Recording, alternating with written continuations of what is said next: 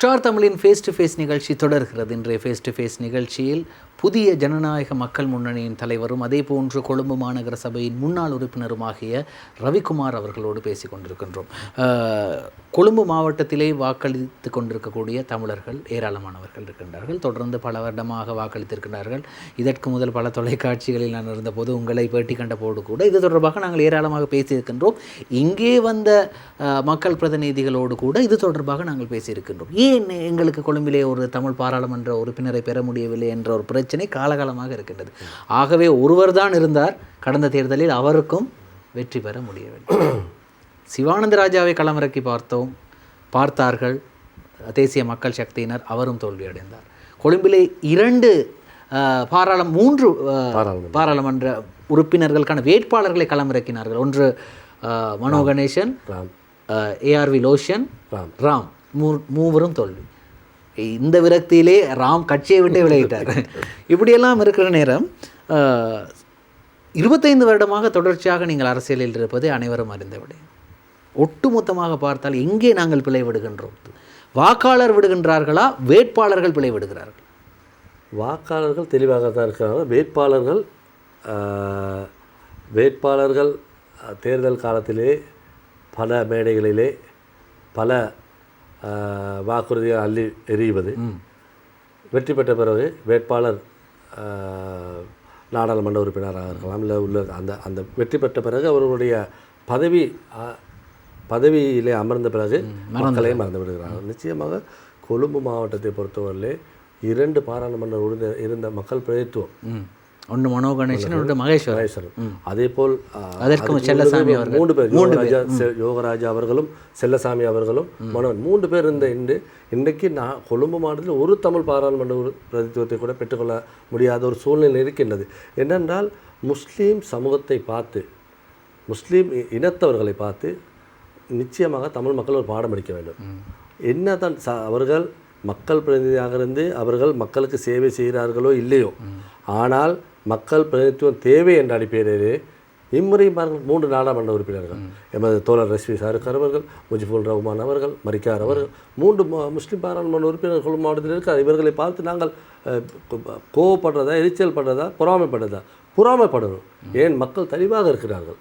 3 கட்சியில் இருந்தாலும் பரவாயில்ல, 2 கட்சியில் இருந்தாலும் பரவாயில்ல, சரியான மக்கள் பிரித்து அவர்களுக்கு வாக்களித்து மக்கள் பிரதித்துவத்தை எடுத்துக்கிறாங்க. எனக்கு இது உண்மையிலேயே நடந்த ஒரு விஷயம் உண்டு ரவிக்குமார் அவர்களே. ஒரு நண்பர், ஒரு இஸ்லாமிய நண்பர் ஒருவர் சொல்கிறார், நாங்கள் எங்களோட வீட்டில் எப்படி வாக்களிப்போம், 5 பேர் இருந்தால் நானும் நமது வைஃபும் ஒரு கட்சிக்கு, பிள்ளைகளை வேறு ஒரு கட்சி, அங்கே இருக்க இஸ்லாமியர்களை நாங்கள் வாக்களிப்போம்.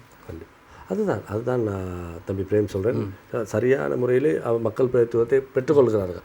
ஆனால் காலங்காலமாக எமது கொழும்பு மாவட்டத்திலே நான் ஒவ்வொரு தொலைக்காட்சியிலே மனோகரன் பேசி வெறுத்து போய் வேணாம் அவரை பற்றி கௌரவம். இந்த நிகழ்ச்சிக்கு முதல் உங்கள்கிட்ட கேட்டது அவர் தான். மனோகணேசன் அவர்களை பேசி நீங்கள் டயர்ட் ஆகிட்டீங்க. நிச்சயமாக அவரை திட்டி தீர்ப்பதை விட அவர் எங்கே தவறு விட்டார், எங்கே பிழை நடந்தது, திருத்த வேண்டும். நாங்கள் அதை திருத்தி அவர் வருவார் என்றார். நிச்சயமாக அவருடன் இணைந்து செயல்பட்ட அவருடைய சகோதரர் பிரபாகணேசனாக இருக்கலாம், இல்லாட்டி குமரகுருவரனாக இருக்கலாம், அல்லாவிட்டார் ஜனகனாக இருக்கலாம், இல்லாட்டி குகவர்தனாக இருக்கலாம், இல்லாட்டி லோஷனாக இருக்கலாம், இல்லை ராஜா, அப்படி பழைய பேர் இருந்தார்கள்.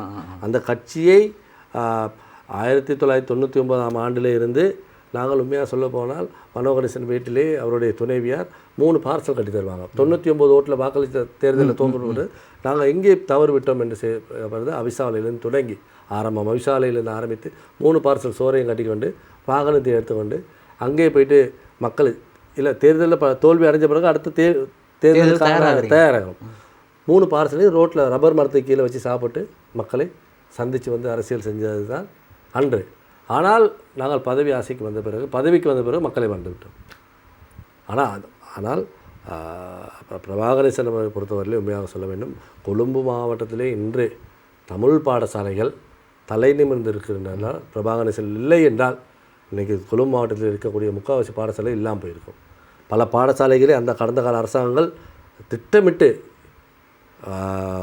எமது பாடசாலைகளை அளிப்பதற்கான முழு முயற்சியை பிரபாகரேசன் அவர்கள் நேர்மையாக செயல்பட்டு அந்த பாடசாலைகளை நிலைநிறுத்தி அந்த பாடசாலைகளின் கல்வி தராதரத்தை கூட நீங்கள் சும்மா பாருங்கள். இன்று மத்திய கொழும்பு இந்து மகா வித்தியாலயத்தை சேர்ந்த 2 ஆண் பெண் பாடசாலையாக 2ஆக பிரித்து கலைமகள் சிங்கள தமிழ் பெண்கள் பாடசாலையாகவும் இது ஆண்கள் பாடசாலையாக மாற்றி இன்றைக்கி மத்திய கொழும்பு கலைமகளை எடுங்க கொழும்பு மாவட்டத்தில் இருக்கக்கூடிய பல தமிழ் பாடசாலை அபிவிருத்தி செய்த பெருமை பிரபாகரன் இருக்கின்றது.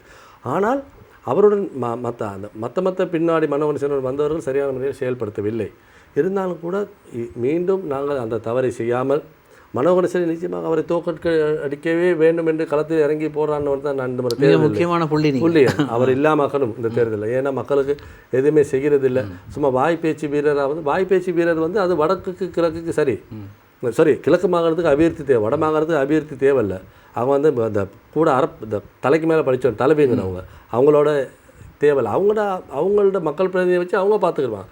கொழும்பு மாவட்டத்தை எங்கட பேஸை நாங்கள் அன்றைக்கி சரியாக செஞ்சிருந்தோம்னா மக்கள் எங்களை இன்றைக்கி விரட்டி இருக்க மாட்டாங்க. ஆனால் அதே தவறு செஞ்சாமல் இன்றைக்கி வெளியில் போன அவரை பற்றி அன்பாக இணைக்கிறேன். மீண்டும் மனோகரன் இணைந்து வாங்க எல்லாரும் சேர்ந்து அவரோட இணைந்து அவருடைய தலைமைத்துவத்தில் அவரை போட்டி போட வைக்கிறதுல புதிய தலைமுறை உருவாக்கி நாங்கள் அவரோட இணைந்து நாங்கள் செயல்படலான்னு சொல்கிறேன். அது என்னுடைய சும்மா ஒரு கருத்து. இப்போ ஒரு மிகப்பெரிய ஒரு கேள்வி ஒன்று இருக்குது. 25 வருடமாக தொடர்ச்சியாக அரசியலில் இருக்கிறார் ரவிக்குமார். ஆரம்பம் மனோ கணேசனோடு இருந்தார், அதற்கு பிறகு பிரபா கணேசனோடு இருந்தார். இருவரோடும் ஏற்பட்ட முருகன் வெளியே வந்தார், தனியாக கட்சி ஒன்று ஆரம்பித்து. உடனடியாக ஆரம்பிச்சிங்களா கொஞ்சம் காலம்? உடனடியாக. இப்போ இதை பதிவு செஞ்சிட்டீங்க? பதிவு செய்கிறதுக்கான வேலை நடக்குது. அப்போ அதுக்கு பிறகு நீங்கள் தனியாகவே எலெக்ஷனில் நிற்கலாம், ஒவ்வொரு தேர்தலையும் தனியாக போகலாம், இல்லாட்டி கூட்டணி கட்சியாக அமைச்சு கூட்டணி கட்சிகளாகவும் போட்டி போடலாம். இப்போ அன்று மனோ கணேசனோடு நீங்கள் இருந்த காலத்தில் திரு மனோ கணேசன் அவர்களோடு தொடர்ந்து இருந்திருந்தால் உங்களது நிலை எப்படி இருக்கும்? நீங்கள் ஒரு பாராளுமன்ற உறுப்பினராக இருந்திருப்பீர்களா அல்லது மாகாண சபை உறுப்பினராக? நிச்சயமாக ஒரு நாள் நடந்திருக்காது. என்னென்றால் நான் அதுதான் அவரை பற்றி இந்த பேச விரும்பலை. என்னென்னா அவர்களுடன் எவ்வளோ தூரமாக விசுவாசமாக இருக்கின்றோமோ. இப்போ நாங்கள் ஒரு காலத்தில் நாங்கள் செலுத்தலில் இருந்த பொழுது ஒரு முதலாளியுடன் வேலை செய்ய அவர்களுக்கு உண்மையாக விசுவாசமாக இருந்தோம். அவர் எங்களை 100 பவுனை கையில் தருவாங்க, தண்ணியை கொடுத்து நஞ்சை ஊற்றினாலும் கூட குடிப்போம். அவ்வளோ விசுவாசம் முதலாளி மாதிரி எங்களோட விசுவாசம். ஆனால் இருந்த காலத்திலே காலம் வரும்பொழுது அந்த புதியவர்கள் நிலையும் பொழுது அது ஒரு தொழில் வியாபார ஸ்தலமாக இருக்கலாம், அரசியல் தலமாக இருக்கலாம், அந்த பழையவர்களை மறந்து புதியவர்கள் சொல்கிற பேச்சை கேட்டு பழையவர்களை புறந்தள்ளிவிட்டு முன்னுக்கு செல்லும் பொழுது நிச்சயமாக அது நடைபெறாது. புதியவர்கள் எவ்வளோ சீக்கிரமாக வருகிறார்களோ அவரை சீக்கிரமாக ஓடி விடுவார்கள். ஆனால் நாங்கள் அப்படி அன்று விசுவாசிகள், நாங்கள் போராளிகள் தான் சொல்லுவோம். அன்று கடந்த கோட்டா காலம் 5 காலத்திலே வெள்ளை வேன் கலாச்சாரத்துக்கு எதிராக பெரிய ஒரு அச்சுறுத்தல் இருந்தது. மனோ கணேசனுக்கே அச்சுறுத்தல் இருந்தாலும் கூட அவர் பாதுகாப்பாக இருப்பார். நாங்கள் பாதுகாப்பு இல்லாமல் களத்திலே போராடினவர்கள். எங்களை எத்தனை சிஐடி தேடி வந்திருக்கு, எத்தனை பேர் எங்களை தூக்கம் வந்திருக்காங்க, நாங்கள் எவ்வளோ தப்பிச்சு ஓடி இருக்கோம். இப்படியெல்லாம் நடந்திருக்கு எங்களுக்கு. இல்லாட்டி இன்றைக்கி நான் இந்த கலையத்தில் நேரம் எத்தனையோ வருஷம் நாங்கள் இருந்து மக்களுக்காக போராடினோம். எமது தமிழ் மக்களுக்காக ஒரு உரிமையோடு போராடினவர்கள். நாங்கள் எங்கள் மாதிரி போராளிகளை அவர்கள் புறந்தள்ளிவிட்டனால நாங்கள் எதிர்வரும் காலங்களில் எங்களை வளர்த்துக்கொள்ள முடியாத, இவர்கள் இருந்தால் எங்களை வளர்த்துக்கொள்ள முடியாது என்ற சூழ்நிலை காரணமாகவே பல பேர் வெளியேற்றப்படவில்லை.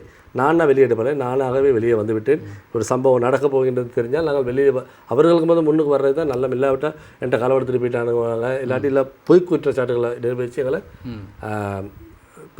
தொலைக்காட்சி ஊடகங்கள் வாயிலாக சொல்லும்.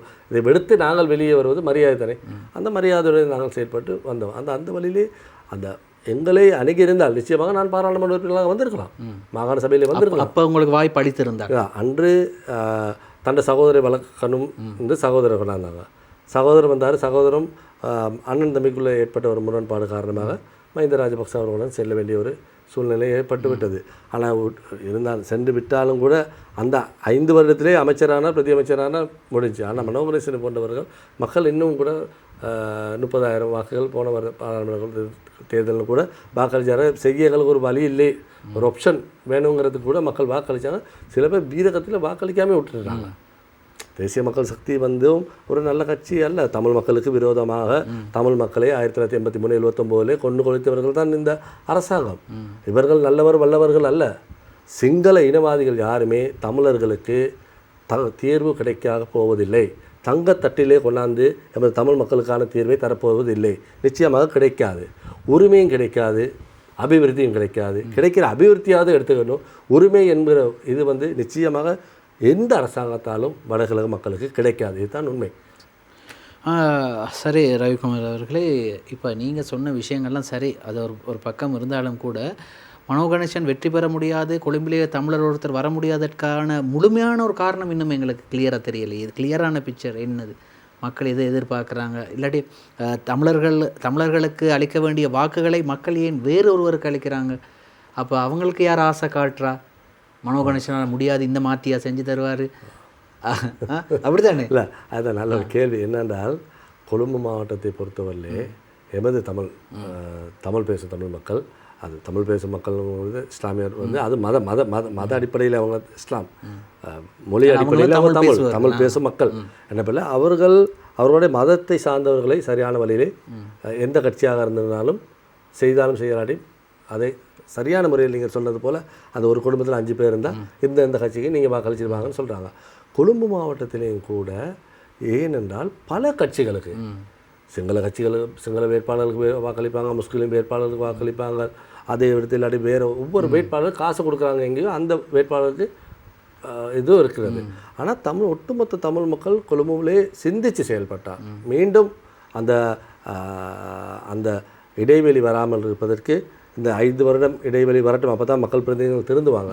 ஆனால் இனி வரும் காலங்களில் அந்த இதை அளிக்காமல் எமது வாக்குகள் எமது மக்களுக்கே, அதை விடுத்து நாங்கள் சிங்கள மக்களுடன் எதிரிகள் அல்ல, முஸ்லீம் மக்களுடன் எதிரிகள் அல்ல, மாறாக அனைத்து மக்களும் மனோ கணேசனுக்கு வாக்களித்தவர்கள் தான், 3 இனத்து மக்களும். ஆனால் இனிவரும் காலங்களிலே நாங்கள் சிறுபான்மைகளை சரியாக சிந்தித்தோம் என்றால் 2 தமிழ் பாராளுமன்ற உறுப்பினர்களை தலைநகரத்தில் பெற்றக்கூடிய சூழ்நிலை இருக்கின்றது. வாக்காளர் தொகையை மதித்து அதிகரித்திருக்கிறது. நான் இந்த விஷயத்தில் நான் ஒரு கிளியர் பிக்சர் ஒன்று பார்க்குறேன் ரவிக்குமார் அவர்களே. இப்போ ஒரு 5 இல்லாட்டி ஒரு 4 வருடத்துக்கு முதல் உங்களை நான் நேர்காணல் செய்த போது நீங்கள் பேசிய வார்த்தைகளுக்கும் நீங்கள் பேசிய அந்த படபடப்பை எல்லாமே குறைந்து இப்போ நீங்கள் ஒரு சுமூகமாக அரசியல் செய்யக்கூடிய ஒரு நிலைமையில் வந்துட்டீங்க. அதாவது இப்போ கூட நீங்கள் சொன்னீங்க மனோ கணேசனோட அவரை வேட்பாளராக நிறுத்துவதல்ல, அவர் தலைமையின் கீழ். ரொம்ப நல்ல ஒரு ஆரோக்கியமான விஷயம். இதானே தமிழர்களுக்கு தேவை. அதாவது எல்லோரும் சேர்ந்து அந்த நீங்கள் சொன்ன விஷயத்தை கொஞ்சம் கிளியராக சொல்லுங்களேன். எப்படி நீங்கள் பிளான் பண்ணுறீங்க? அதாவது மனோ கணேசனை வந்து கட்சியின் கௌரவ தலைவராக வைத்துக்கொண்டு தலைமைத்துவத்தை கட்சியா கூட்டணியா? கட்சி அவங்களோட கட்சி கூட்டணி அவங்களுக்கு கொண்டு இருக்கு தானே, எல்லாத்துக்கும் ஒரு கூட்டணி வச்சிருப்பாங்க.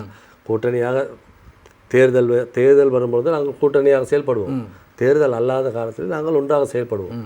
அப்போ அவருடைய தலைமையின் என்ன இருந்தாலும் அவருடைய அரசியல் அனுபவம், அவருடைய அனுபவங்கள் இருக்கின்றன. பல போராட்டங்களை அவர் சந்திக்கவில்லை, போராட்டங்களை நாங்கள் ஏற்படுத்தி கொடுப்போம். அவர் வந்து களத்திலிருந்து பேசிட்டு போவார். நாங்கள் போராட்டத்தை களத்திலே அதாவது வாய்ஸ் கார்டு கொடுத்துட்டு போன பிறகும் நீங்கள் அந்த இடத்துல இருப்பீங்க.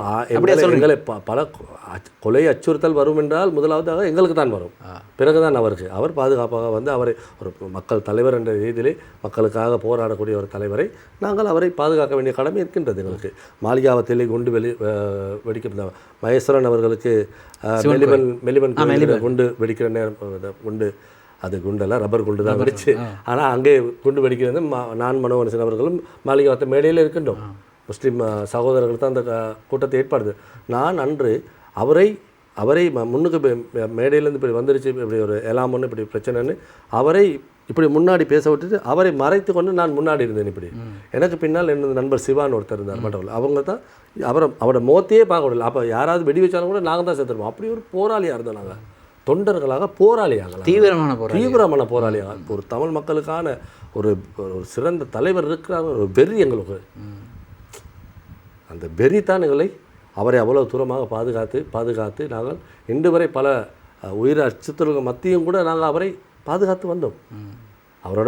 அவருடைய முதல் அவர் மக்கள் பிரதியாக இருக்கிற அந்த மக்கள் கண்காணிப்பு குழு என்ற ஒரு என்ஜிஓ இது ஒன்று அந்த உருவாகிற பொழுது யாருமே அவர் வாகனத்தில் ஏறுற பயம், ஏன்னா இவருக்கு டார்கெட் பண்ணிக்கிறாங்க அடி. ஆனால் நான் அந்த காலத்தில் நாங்கள் போனோம். ஆனால் அதுக்கும் முதல் எல்லாரும் ஜீப்பில் ஏறிக்கிடுவாங்க அவரோட போகிறதுக்கு. ஆனால் இந்த பிரச்சனை ஒருத்தருமே இல்லை. ஆனால் அச்சுறுத்தல் காலம் கூட நான் நேரடியாக இருந்து போராடிட்டேன். என்னை போல பல போராளிகள் தான் சொல்லுவோம். சரி இன்னும் நிறைய விடயங்களை பேச இருக்கின்றது. ஸ்டார் தமிழின் ஃபேஸ் டு ஃபேஸ் நிகழ்ச்சியில் ஒரு சிறிய விளம்பர இடைவேளை.